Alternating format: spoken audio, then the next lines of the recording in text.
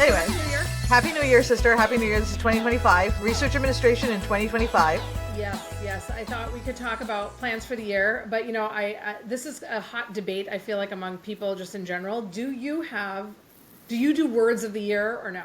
Not anymore. I did them for many years. I did New Year's resolutions and then I didn't do Yeah. them. This year is the first year that I'm actually just, I'm going with the flow. Like I felt like a couple of days ago, I told Ali I feel like goop. Like I feel like a lot of the work that I've been doing, I felt like I was a caterpillar who was in a cocoon, right? Yeah. And so rather than do the word and say, I'm going to set this for the year, instead it's like, okay, so you've been goop. Now you've come out as a butterfly. You're all new. You don't know you. Yeah. So I think that like I'd rather than set the tone, I want to discover the tone, right? I So want to maybe discover maybe you do have a word of the year then. Maybe your word of the year is discover. discovery. Yeah, maybe that's it. It's Yeah. just I'd rather just let things unfold and see Yeah. what happens. But yeah, what about you? I used to really not go with the whole word of the year idea. It just didn't appeal to me. But last year, I sort of said, you know what, I think I'm going to. And I set some intentions last year. And like, Yeah. they're going to sound so silly, but like one of my intentions was I was not going to fall behind on laundry. And it seems like such a trivial thing, but honestly, what I found was laundry is a source of pain for me, and I hate doing it. And so I would just avoid it. But then what would happen is it would pile up, and then I would have like 65 million loads of laundry and no time to do it. So I really set out last year to just kind of stay on top of it, and I did. I stayed on top of it all year. Wow. I have one, I allow myself one basket at a time, basically. I can only Yeah, have you one give yourself basket. like now this is what I'm comfortable with. Yes. So I kept with that, and honestly, it made a huge difference in my quality of life because Yeah. I felt there was an order, like I didn't have that stress was gone because I had a routine. So this year, I actually have two words of the year this year because I was like, why limit myself to one? Like I can have as many as I You can have want. as many words as you want. Like, So I'm carrying over intention because I really feel like I want to be very intentional about how I spend my time. Um, I feel like so much of our life, and when I say our, I don't mean just you and me. I think just general humanity life is reactionary. We're just sort of constantly responding and reacting to the things that are happening around us all the time, as opposed to driving the car yeah, yeah. passenger and we're just reacting to whatever's coming. I want to be very intentional and say, no, you know what? There are some things that I want to prioritize and I'm going to say what they are. I'm going to be intentional about it. I think that's going to help me be happier and feel more fulfilled. And the other is peace. I had a lot of discovery of my own last year, and I think I feel like I'm in a place where I am ready to feel inner peace. So those are my words: intention and peace. I wanted to come to the peace thing because I think that's super. So I have been feeling like I've been living my life very much like if I was a glass of water. Okay, so this is how and like if you imagine me as a glass of water walking around, it's like constantly moving so quickly that there's water like, no wonder your cup is empty all the time because like, and I realized that even when I like just walk into a room, I feel like I walk into a room hurried, like even if I physically walk into a room like, oh, so slowly, my energy on the inside is still doing that, right? So you're still losing all of that. And so I have been thinking a lot about calm glasses of water. Yes.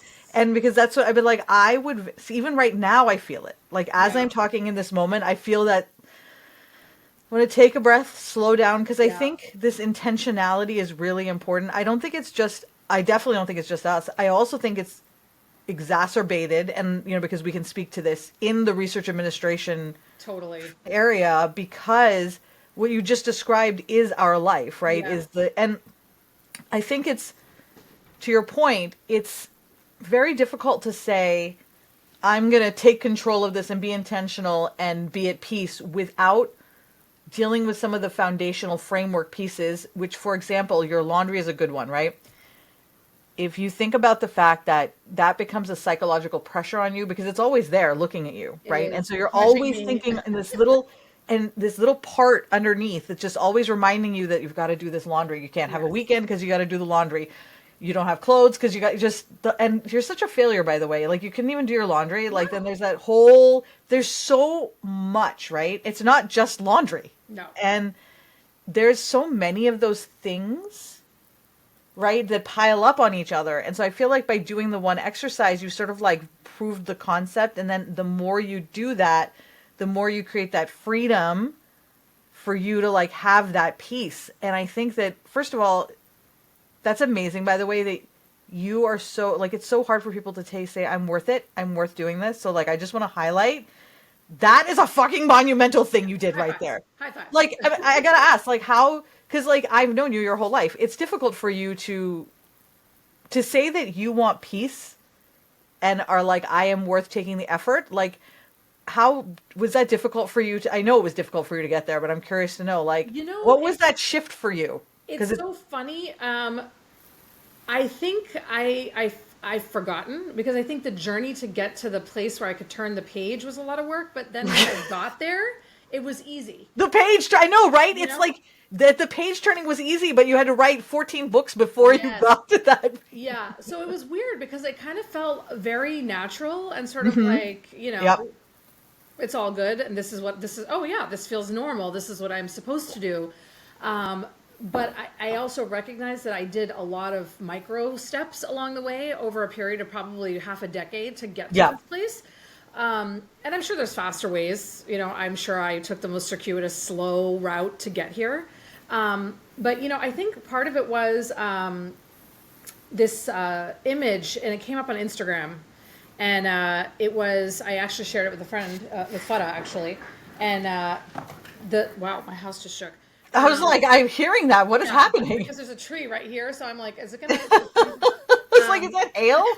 Yeah, right. So the image was of a kind of like a sparrow, and it's sitting on a branch, and it said the sparrow doesn't worry about the tree because her faith is in her own wings, and if the branch falls, it doesn't matter. It's irrelevant because she has her wings, and she is responsible for herself, and the tree is just there. The tree itself is not anything more than temporary. Her wings are forever, Wow. And I was like, wow, I think that really kind of helped in a very simple way. It really helped me remember that life, and that's the other thing too, I think is, it's funny, when I was writing this presentation, I'm doing a presentation next week on post-award crisis management. It's my favorite topic. And I remember when I first started in this field, and I was working with Lena, who was my mentor and, just the best RA ever. And I used to think at that time that that post-award crisis was a temporary thing, right? It just sort of happened once in a while. Yeah. And maybe that was true 20 years ago. Maybe because the environment was different, the landscape was different, the PIs, the funding, everything was different. So maybe that was true then. But now, I don't think that's the case. I think, and in fact, I want to talk to you about doing a survey. I think we should send a survey out to the Res Admin email list and ask some of these questions. It's like, how much crisis management do you feel like you're actually doing? We should do a survey because I think we think about crisis management as like, I'll deal with this crisis when it comes. We don't realize that like there's always a crisis happening, which means that's the job. Right. That's the routine. But to kind of circle back to what we were talking about in relation to life, right? You're asking like, how did I get to this place of peace, right? I think that part of it really becomes that if you look at life as saying, when I'm done with this crisis, right, then I'm going to be at peace. When I'm done with this, then I'm going to be caught up. I think it, just like in this work, that's just never going to happen, right? Yeah. The nature of the work that we do is crisis, right? There's so much of it all the time. And I think that what I realized with my own life is that if I spent all this time always thinking about, when I finish the laundry, I'm going to be at peace, or when I, get my MBA, or, whatever those milestones are that I said, then I'm going to have my peace. I think that I realized that I'm missing out on everything because I'm constantly looking for the next milestone instead of just saying, what is this experience? And I want to enjoy it. I was actually thinking yesterday about when you and I go to Disney together, and I was imagining, because, this is what I do. I was like, Minessa's first experience writing Rise of the Resistance, right? Yeah. And seeing the whole thing for the first time. And I realized I will never get to experience that again. I'm never going to go to Disney World and ride Cosmic Rewind or for the first time. For the first time.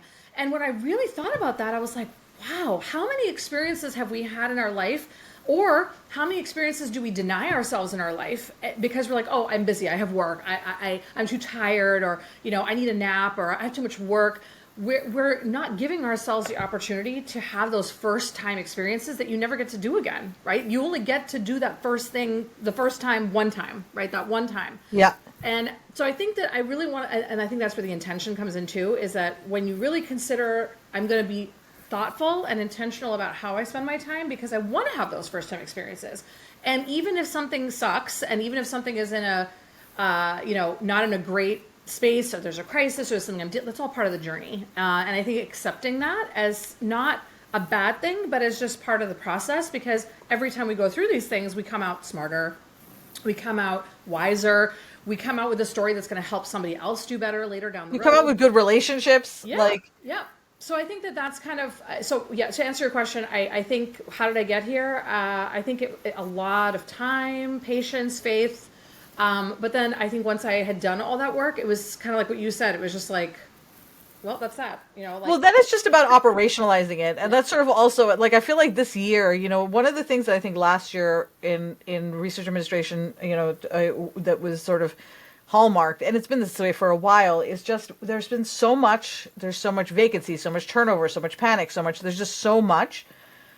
And people are having to carry the weight of so much work and so many, that I think that it gets harder. Like somebody I was talking to the other day said that, like, I give the best part of my energy all day, every day. I have nothing left at the end of the week. And, I feel like when our jobs have gotten to that when our industry has gotten to that space, there's something wrong. Yeah. Right? There's something we need to look at to say, okay, how can we systemically, on like a bigger picture way, and what I'm excited for in this new year is like, well, one, you've been doing this education work with the STACK program, which been like, I feel like it's such a fabulous new tool that we can use to bring in an influx of new research administrators in a way that I don't think we were doing it before, right? I find this to be very, very interesting. So that, to me, I think there's a lot of new things like that coming along the horizon, and a lot of ways to leverage like some of our old tools that, like, which is why I've been saying for like the last 2 years, I think I said that at the keynote at NCURA, we're in a watershed moment in research admin. Like, this is the time of change, and like right before the phoenix rises, you got to deal with that. Like, you can't build on something that's already built, right? Then you're just constantly building on like a faulty foundation. Like, you've got to tear it down to build it up again. Yeah. It's like, I love watching Love It or List It with Hillary and David. And, when Hillary is doing the home renovations, right? Inevitably, there's something wrong. But when she encounters a situation where there's water leaking into the foundation, right? They can't just, and homeowners will even say, like, can't we just work around it? And it's like, no, because you can't work around it. You have to fix the underlying problem, because if you don't, you're just going to end up exactly right back here in no time, because you haven't dealt with the underlying issue, which is whatever the issue is, in this case, water damage to your foundation. But I think within research admin, I think that's true too, is there is a lot going on right now. And I think a lot of people are feeling the stress of, and I think if we try to quantify it, it's the workload that's driven by vacancies. It's the increasing compliance requirements that, because not only do you have to enforce those compliance requirements, you have to know them. It's not you can't just enforce what you don't know. And you have to operationalize them, which in itself is a process. It is, because, there's software to think about, and there's people and people's people, right? There's like, there's the PIs. And committees getting together for how we're going to implement it. And Yeah. And I think that's another thing I've definitely appreciated more over the years, is I never gave myself enough credit for how hard this job actually is. Over the years, I think it's gotten harder and harder, because it really has gone from being a job that's really financial and administrative to being a lot more compliance and a lot more nuanced financial stuff. And I think that when you really consider what we do, there's a tremendous amount of contextual knowledge that you have to have around not just, the NIH, but all the sponsors that we work with. And we work with countless sponsors. So I think that weight of having to keep up with all of that, I mean, it's a lot. It's a lot to stay informed, to stay educated. That's why, go to these conferences and, going and being educated and reading articles. And, how do you keep up with all that volume and still maintain kind of what you said, right? If you're feeling that way, where you're so burnt out from your work, and at the end of the day, you have nothing left to give to anything else, how do we balance all that? I don't have an answer for that, by the way. But how do we balance staying current and educated and informed, especially now that we really do have to know it all. We are sort of doing pre, post, compliance, I have a HR. question though. Do you think it's realistic for us? Because like I get that you and I and people who have been doing this for say 20 years, we can pretty much know the soup to nuts because we were there when it was a smaller field. Yeah. And so we're basically filling in gaps as we go, right? We built an army of this knowledge, like an army, a data bank of knowledge. Yeah. But like, let's imagine you're brand new coming in now. Do you think it is still reasonable to expect someone to be able to like come in and like be a soup to nuts person, like, or if like just because of how much there is to learn? Oh gosh, I don't know. I feel conflicted about this question. I know, me too. I'm Um, actually really curious to see what when people are listening to this later, like what their thoughts are. You can email us. Our email is a LinkedIn message us, whatever works. But I would be really curious to know what you think about that. Because, sorry, carry on. I just want to make sure we're inviting because I think this no, is I something agree. we're all curious about. I think it's such a, and I have to challenge myself if my answer is because it's what I know and what I'm used to, or if it's because it's really what I believe is the right way to do things. So I'm a big fan of cradle to grave. Me too. And the reason I am is number one, that's how I was raised in this industry. I was raised to be a cradle to grave RA, where pre-award and post-award. Even though I'm not a fan of pre-award, it's not my favorite thing to do. I don't enjoy it. There's value in it and I think the value comes for me from the relationship you have with your faculty. And I think because I do this work for a mission-driven purpose, which is I want to empower, support, be an ally to researchers trying to solve complicated medical problems to ultimately give patients promising treatments for terrible diagnoses, right? Like I have a very personal vested interest in this. So for me, I think I want to do cradle to grave because it gives me that relationship with the PI where I really feel like I'm participating in the entire journey to accomplish my why. Is that realistic? I don't know. I don't Or know. is it necessary? Like, as in, like, realistic, sure, but also necessary, like, because, like, there are organizations that are set up with the pre and the post. I personally like the cradle to grave, too. I like knowing the whole story. I like being Yeah. part of it from the beginning to the end. I like being the one-stop shop for my investigator. Same. I also think, that maybe it may not be as big of an, like, so let's look at it this way. Let's pretend that everybody's fully staffed. And I don't mean fully staffed like in the fully staffed, halfway staffed, where like, I mean fully staffed where Not people what have the like, books say is fully staffed. yeah, not what the book says Reality, fully right? staffed, like a reality fully staffed. And then you bring on a new person. Yeah. I think it would be realistic and then to say, because you could bring that person on and slowly acclimate them into it because it's not sort of like here, I'm pushing you into the deep end of the pool. You have to figure Everything's all on these fire. things. Yeah, and you have to figure everything out and you don't know anything, right? And so I think that's, maybe it's not so much like a clear cut yes, no answer as much as it's like what is the infrastructure under which they are what are they being hired into? Yeah. Like, what's the situation right now? Well, and I think another way to do it would be, I think, first of all, I think there needs to be this recognition of the role. You and I, we're consultants, right? You and me, we're consultants. We have a very different, we come in and we're solving complicated, difficult problems. We're dealing with messes. We're putting out fires. We're making things compliant. So I think we're sort of in a different space than, the everyday RA where this is a full-time job. I think the first thing is that the everyday RA full-time job needs to be reevaluated. And I think we've talked about this a lot in terms of, how are we still looking at the job through the right lens of how it's evolved over the years? Are we still looking at it from a 20-year-old lens as opposed to the 2025 lens? So number one, I think this is not an administrative support job. I think that's number one. There needs to be some recognition of the fact that the role itself is much more about compliance and finance and making sure that, those two things marry well, which is not as easy as it sounds, right? It's difficult to do that. Two, I think that once we really acknowledge that this is a complex role, I think it puts the role in a position where we say, okay, we need a support position for this role. So that means that if you have a research administrator who's responsible for cradle to grave, pre and post, they need a support person. And that support person, it's an awesome opportunity to learn on the job how to be an RA, but also then how to handle all those day-to-day tasks that really don't require necessarily that trained compliance, financial, like that level of experience just yet.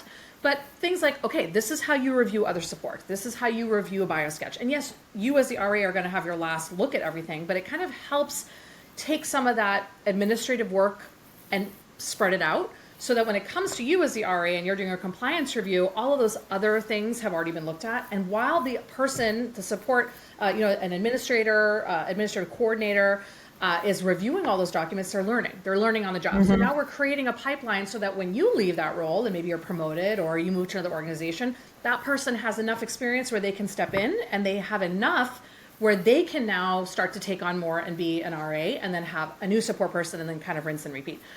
So I think part of it is really just reframing the role as less an administrative support position and really recognizing it for the high level compliance financial position that it is, and then creating these opportunities for an administrative coordinator or administrative support position so that you're creating a pipeline internally where you can train people on the job, but also alleviate some of that, pressure on the RA where they can delegate some of that work to someone qualified, but not necessarily at the level of an RA yet.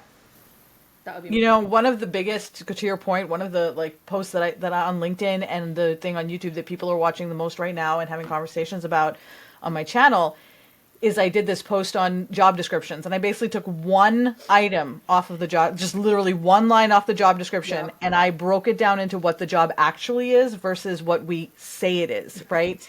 And I think, and it got so much interaction because this is something that resonated a lot with people as we're all talking about it, but I don't know what level that we did, like the HR level, the infrastructure level, because the thing I wanted to ask about this is this is all well and good for us to talk about because infrastructurally what you said is exactly right? But at the same time, you have organizations who want to grow their research portfolio, they want to bring in more money, they want to do this. Yep. While at the same time not wanting to put more money into the research administrator. It's hard enough to get, funding for any positions, much less higher salaries for the positions that you already have and also a support position for that. So I find that to be really interesting because it's almost like there's this inherent tension that exists right now between what the job actually is, what we all know it to be, and then there's like a operational line divide somewhere in that then it's like this is what the job is, and it's like we're saying words, but those words aren't true. You know what I mean? Yeah. We're just saying words. Oh, this is an administrative job. I said the words, therefore it's true. And it's like, right. No. It doesn't work that way. If I had the answer to this, I'd be a millionaire. I know. I don't have the answer. I just wanted to say the words because I'm like, God, I sit here being confused about it, and then my brain gets in knots, and I'm like, I don't know what to do now. Yeah. I've been doing this, you and I have been in this industry for over 20 years, 2 decades, right? So, that's a long time. And I don't think I've ever been, I think maybe early on, I felt like there was enough staff to support the work. But I don't think I've ever felt truly even when fully staffed, even when I was a director and I had a full staff and I had no vacancies, even then everyone was overworked. Everyone was overwhelmed. I was overwhelmed. There was just too much volume. Part of me wonders if, water takes up as much space as you give it, kind of thing. So it's the more you have, the more there is. And so there's really no solution. I don't know. I think I'd have to really meditate on that and really think about it. And I think also it would require a lot more exposure. You really have to go, we know the institutions that we worked with, whether professionally or as consultants or as full-time staff, what have you.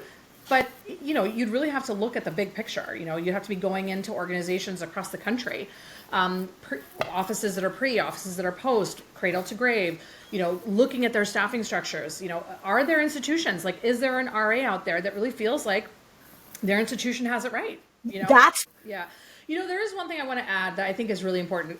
When I was in a position of leadership, when I was a director, and some of these issues did come up. What I will say is that I actually think that in almost every institution that I have interacted with, leadership sees it. I think leadership recognizes that there is a better way, that there are people that are there that are struggling or that they're overwhelmed or they're overworked. And I think even people who are in positions of leadership still struggle with how do we get from where we are now to where we want to go? Yes. Because it's not that, and I think it's important to say that. I agree. Because I know that I felt when I was in a position of leadership, I felt I knew what needed to happen. I advocated for my people. The people I worked for advocated for my people. Everyone was advocating for everybody. Everybody was doing their very best. But I think that it's really hard to actually turn a ship this big. Yeah. And I think that I really want to actually applaud a lot of the people that I've worked with who are in leadership, who really are also stuck in a system that does not necessarily support their desire to bring in meaningful change and reduce burnout and help their staff. So, and I think it's really important to say that, because I think a lot of times leadership gets kind of tarnished in these conversations where we're basically saying, like, why haven't you fixed it? But the reality is that everybody is operating within a system that is clunky and difficult to change. It does not mean the lack of visually seeing or experiencing the change does not mean that the people that you're talking to don't care or aren't listening. They also have a larger system that they have to work within, and they're trying to, and they have their own issues. And I think that's another part of the problem, is that how do you get to a place where there's harmony amongst all the players that are on the chessboard, because everybody's doing their best. And I'm maybe it's naive to say that, but I do believe that for the most part, people are always doing their best. And so how do we not vilify the people that are truly trying, but they're also operating within a system that is difficult? It's difficult. You make a really good point. I think the thing here, though, is to keep in mind that the system is the systems are the problem, right? So, like, Sun Michaud has a great T-shirt. I have it. It says, "Dictionaries were created. Words were created for dictionaries. Dictionaries don't create words for people, right?" And people will get hung up on, well, the dictionary says this, and we forget that the English language is meant to be able to communicate. Right. So if I say ax instead of ask, you know what I'm saying. Yeah. Right? So what does it matter how I said it? Right? Like, it's the communication happened. Right. So, and Sun Michaud talks a lot about language policing in that way, and how it's funny coming from you. I know, and I actually, so I used to be he cured me of that, and that's why I don't do it anymore. So Saira and I that in a long time. I actually have not. I don't. So years ago, it used to drive me crazy that Saira would use PI''S and PIS. So, like, when she was doing PIs, plural versus possessive. Yeah. And this was like for 6 years, I would send her, I harped on her, and I apologize. I'm sorry, right? No, actually, I appreciated it, because now I don't make that. Well, I know you don't, but the thing is so Sun Michaud, I recommend, he actually spoke at NCURA. He did a speech for NCURA. It was absolutely fabulous. And he talks about linguistic imperialism. And he talks about how we language police people, and it's a way of oppressing people. And it's like, what is language here for? It's to communicate. Right. That's what it's, so we can talk to each other. Right. And we make it about, and yes, it's all those things are great, yeah. But at the same time, like, why? And so I started to really pay attention to why I was correcting people, or like, did I understand what they were trying to say? Right. And I really and I started, and I just don't do it anymore, because it's like, I typically will understand what you're saying, and I realize, why would I make someone feel small? Like, a person can be absolutely freaking brilliant, and say a word wrong, right? It's not a demonstration of it, but over the years, we've gotten to a point where we say, this is the language, and this is exactly how it is. There's no evolution. There's no growth. Like, this is just how it is. And listen, staycation is now a word, people. So, like, clearly the language can evolve, right? So take that as the idea that frameworks are meant to adapt and grow and change, right? And now consider that a lot of the systems in which we're working were set up 50, 60 years ago. Yeah. And we've just been working within the systems and adapting and reiterating and adapting and reiterating and now we let the system tell us what to do. So when we go back, when I say, and I thought about this earlier when I said leadership, I realized I wasn't talking about a person. Yeah. I was talking about an engine. Yeah. I was talking about the engine that says, well, HR says that we have to do this. Now, HR really cares, and they really want people to be able to get hired, but HR's system says this is how things are done. And so now we're just letting the system tell us what to do. Where are the people? And that's sort of where I think the challenge is that we run into this spot where it's like, well, I'm stuck because the system won't allow us to do it. And that's where I think the bold thinking comes in leadership, is when, and so it's not so much vilifying as I think there is a boldness that is required to step outside of the box and say, what we're doing isn't working. we need to do something different. You know, it's interesting because like, I think over the years, you know, we talk about the 8-hour workday, Monday through Friday, you know, going to the office. And I think about how many hours of my life, you know, like I remember being pregnant, you know, 3 pregnancies, driving into Boston, going to work. And, you know, ever since the inception of computers and internet, you know, what was the value in that? You know, was there really a value in spending 2 hours in the car commuting to Boston and 2 hours commuting back? And then after COVID, so many people went to this remote work structure and it really shook the system, right? Because now the system was like, oh, wait, people can continue to be productive. People can continue to work. And then there's a lot of judgment. It's like, well, how do we feel about someone throwing a load of laundry in to, you know, wash while they're working? You know, does that somehow diminish their productivity? I don't think so. Like, I actually think that it makes people more loyal and it makes people feel more supported and more productive because they don't feel like their life is in these boxes, right? 8 to 5, I'm only allowed to do this, right? Yeah. There's a lot more, life becomes fluid. You know, we have, and if we trust people, you know, and I read this great quote and it said, you know, if your remote workers aren't producing, you know, it's not the remote issue. That's the problem. It's that person may not be the right fit for the remote work. But ultimately, if we trust our people to do a good job, it shouldn't matter where they are. You know, and obviously if you're a teacher that has to be in class or a physician has to treat patients in person, obviously I'm not talking about that. There are jobs. You can't build a building, you know, You can't build a building remotely. Not yet. Not yet. That's true. But there are a lot of things that you can do remotely. And I think that when we trust our people, when we trust the individuals that are coming into work, when the system no longer does that system really apply anymore. And I think a lot of organizations are trying to push people to go back to work because they were more comfortable with that system because it's been around for so long. Yeah. But that doesn't necessarily mean it's the right answer. It's just the answer that we got used to. It is not necessarily the answer that creates the most productive environment. It is not necessarily the answer that creates the most productive employees or the happiest employees. And we should care about that. We should care about people having peace. We should care about people being happy because ultimately, regardless of what we do for a living, we're all members of the same human community. We're all in it together, right? This is it. So the happier we are as individuals, the happier we are as a community, the happier we are as a people. That only benefits everybody. But I think the only reason that ship was able to turn is because there was, you know, nobody could go to work. You know, there was right. COVID made it so that there was no choice. But if COVID had not happened, like something had happened, a worldwide pandemic, but that's what it took. Yeah. That is what it took to get remote. To get people to look at it again, you know? And I think but that's a really tough thing to realize is that some of these systems that, you know, are in existence, what would have to happen for it to really be uprooted and renewed? You know, when I plant gardens or flowers, it's very difficult to say, you know what, this spot isn't working anymore for these tomato plants. I have to like dig them up. I have to relocate them. It's a lot of, and there's a risk, you know, like when I dig them up, are they going to survive? Like it's a traumatic experience for them, you know, like, are they going to make it? But I know that they're not going to make it here. So what difference is it going to, like, but I keep trying. Right. It worked once. And so therefore, you know, it worked once. So, you know, it's got to work again. And we just humans love their biases. We just love it. It worked once. Therefore, it will always work. It will always work. And that's not true, you know, and especially with tomato plants, because they'll actually, if you study this, right, they'll tell you the soil gets depleted. You cannot use it. I think it's 3 years and that's the max. And then even if you replenish the soil, it doesn't matter. You just they have to be planted somewhere else. And there's plants that don't do well together, right? You can't plant them in the same area. So I think there's a lot of that going on here where it's habit that's causing these behaviors and these systems to perpetuate. It's not necessarily that it's not necessarily that's even working.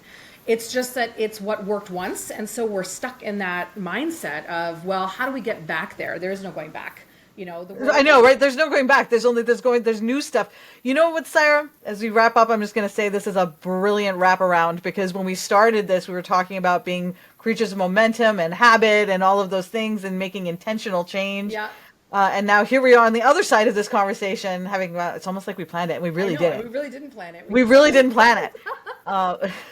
Yeah. Yeah. Well, I think this is a very good conversation. I think it was great. I'm glad we did it. So Saira and I this is what we want to do. So for us, for this year, the research administration is our passion. We love talking about it. We nerd out about it. That's like literally as sisters. I'm like, hey, Saira, labor cost transfers, right? Oh my God, other support. Yes. So cool. Actually, I hate okay. So support. I was like, no, I actually picked that on purpose. I really don't like other support. It's not my But favorite. yeah, so let us know if there's things you want us to be talking about. Next time we're going to be talking about Excel and just generally like what's so scary about it, and what's not and why it's so wonderful and how it can completely and absolutely change your life and make your life easier. But feel free to friend us on LinkedIn and send us messages and let us know what you thought of this, and also tell us what your organization is doing that is right, because I would love to learn. I'd love to see what other people are doing.